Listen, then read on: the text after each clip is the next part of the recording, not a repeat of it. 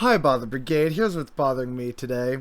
American leftists. Yeah, that's right. We're finally doing, I guess, a little bit of drama, leftist infighting, whatever you want to call it, because some comrades have pointed out to me some of the absolute nuclear weapons grade takes that American leftists have been having on the Canadian freedom convoys, and how some of them, I think Kyle Kalinske being one of them, are pro-convoy. So here's my message to any American leftist in support of these convoys. Shut the fuck up. Seriously, shut the actual fuck up. You never talk about Canada because you don't give a shit about Canada. And now y'all have the motherfucking audacity to come here and talk about my nation, which you don't care about and don't actually know how it operates. Weirdly enough, right, I know more about how America operates because unfortunately we just consume a ton of your media and all of your goddamn politics, because guess what? Kind of also affects us, right? So your average Canadian, while not exactly being a, political expert by any means, is definitely very much knowledgeable in terms of the basics and the general structure of how the American political system works, because again, we consume a fuck ton of your media and politics. We kind of have no choice. And yet now, once it's finally profitable for y'all to do so, to talk about, oh, good old boring Canada's now got a white supremacist problem? Oh, geez, yeah. Well, you know what? Most of us have actually been talking about this shit and trying to fight back against it for years. No thanks in large part to, a lot of liberals up here thinking that, oh, we're overreacting, and a bunch of people who could help spread the message not doing so because Canada doesn't track well with data and the algorithms. But now that we're all talking about the convoys and Justin Trudeau there implementing the Emergencies Act, all of a sudden now everyone wants to talk about Canada. Everyone's making all the memes and everyone's talking about how, no, you know what, the convoys are actually really good. And so, my original plan for tonight was to do something a little bit more sympathetic to the people in the convoy, but I think that's going to have to wait for another time. Not really going to do that right now because I am seeing way too many people who deep in their hearts know that they do not give a single shit about me and the other 35 million Canadians unless we're of monetary value to them as a consumer of their product. And again, I really want to reiterate the message at the top of the video. Shut the fuck up. This is not good. The convoys are not a recipe for future success, because as we've seen and as y'all have, I'm assuming as good responsible leftists, talked about before, the imbalance in terms of police and government response to different protests, because us on the left, if we threaten the status quo, oh, that's a problem. When white people on the right don't disrupt the status quo, that's totally fine. Welcome them with open arms and all that horse shit, right? So this isn't exactly a blueprint for success, and it also ignores the fact that there are very real scumbags here who are, let's see, Pat King, he's the white supremacist. We got a QAnon guy. Then there's what's her face there, Tamara Litch, and she's an Alberta separatist, for fuck's sake. They had that memorandum of understanding for a while that basically called for a goddamn coup d'etat.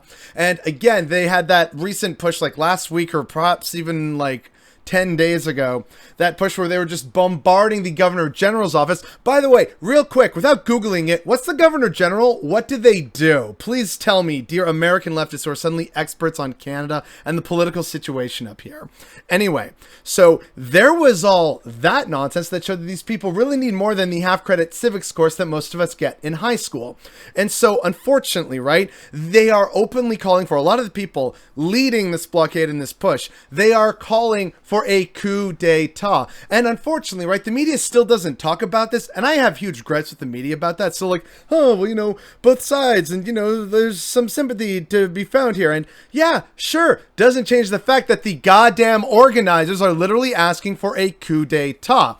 And the just absolute insanity, right, of people on the left saying, no, this is a good idea, and it's fine, we're pro-convoy because they're disrupting the neoliberal order. And on the one hand, right, yeah, disrupting the neoliberal order, that should be a good thing. The problem is not like this, right? They want to end all mask mandates and various other, conservative premiers, because most of the provinces have been governed by, progressive conservative governments over the course of this pandemic.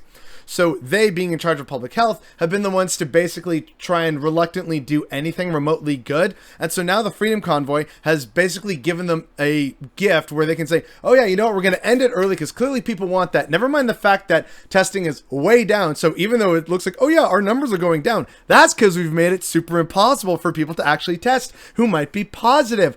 That's almost like, you know, that's why data isn't always reliable, because it can be really easily fudged like that. Interesting. But nope, see, we're going to go and open things. And that's what this convoy is about on the surface of things. And they're investing to all that anger. But what I'm not hearing about from a lot of people is how to reorient that anger towards the things that actually matter, like addressing like inflation and housing prices and safety and security in terms of healthcare and wellness and job security and wages. No, instead it's just, we just got to get back to normal. Yeah, because, you know, I remember 2020 and 2019, you know, before the pandemic, that shit was super stellar and fine, right? It's not like there was already rampant inequality and billionaires making a shit zillion dollars, right? No, normal was super fucking fine, right? That's why we got to get back to it so we can work in increasingly unsafe environments and just get, you know, this novel virus that, you know, we're just so tired of it, even though the virus doesn't give a shit how tired we are. And we're just going to keep doing the same thing over and over again, expecting a different result and wondering why people are more and more frustrated. And yet you Americans have the audacity to come into my fucking sphere and talk like you have any fucking clue about who these people are, what they're doing, and what's actually at stake here. All you are doing by supporting the convoys and the blockades is legitimizing the far right, which seeks to destabilize countries, and not for, you know, good reasons, for shitty, racist, terrible, white supremacist reasons, not for any kind of goodness or justice, merely for the enshrining and entrenchment of white fucking privilege. If you are actually American leftists, then you have every responsibility to not support these convoys and the racist, like, sacks of moldy mayonnaise like Pat King. You should absolutely be against this shit. And yet, unfortunately, I'm seeing and hearing from people that a bunch of well-known American leftists with massive audiences are saying, no, you know what? Convoy good, actually.